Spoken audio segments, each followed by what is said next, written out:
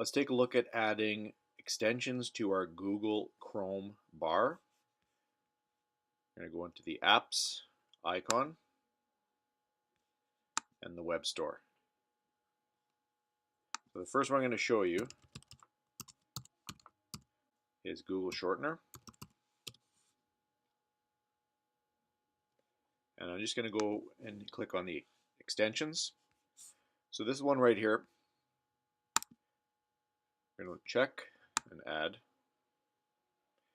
And as soon as you have added it, it pops up on your toolbar and it'll reside right here. Now the idea of the shortener is to take a URL, which in this case on the screen you can see is 60, 70 characters long, letters, symbols, all that kind of stuff. If you needed to share a URL with somebody, that might be a little bit difficult for them to enter. So by clicking the shortener, we have now changed this extremely long URL down to just a few short characters.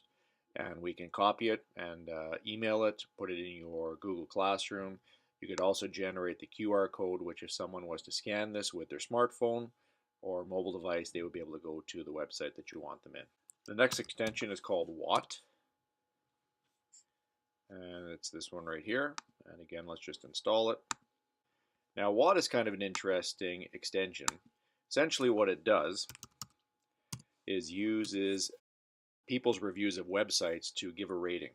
And it's a visual rating. We can see, I've just typed in news as a Google search. This green circle essentially lets you know that based on user reviews, it's trustworthy and child safe. So you could scroll down and visually check. Now again, this is based on user views, but it gives a quick little indication whether or not you could trust the website. So we went to something like screensaver. First one that pops up, it's got a red circle. If I just hover over it, it gives an indication as to why you might not want to trust this website. Now the cool thing about What is you can also do an image search and it will rate it. So in the top corner you can notice that there's the little circle. Again, this one's trustworthy. And the last one I want to show you is called Ghosterly. And again, I'll install it. And we can see that it's now sitting on our Chrome toolbar. Ghosterly essentially looks at a website and sees how many little tracking programs are running when you log in or even when you click on a page. So if I wanted to chronicle journal, so right now we'll see there's a 0 count, which means there's nothing tracking my my viewing right now. But if I go into Chronicle Journal, you'll notice that number instantly went to 9. Now if I click on it, here's the things that have already started tracking what's going on. So you can simply click the tab on each one of those things to block it, which means when you go into a website, those things will not be able to track you.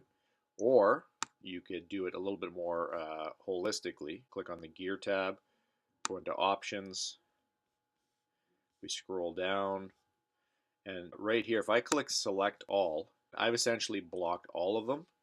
So I'll just click Save. If I go into CNN, again, we'll notice just in Google itself, nothing's tracking. It says a 0 count.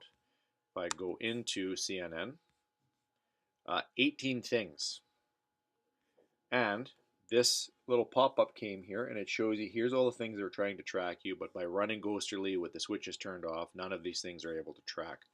The only thing that I've noticed is the odd website might not give you a link to something like Facebook. I did find a news website where you're not able to watch the video because we've clicked off one of the settings. So again, extensions, if we want to go in, we click the apps icon,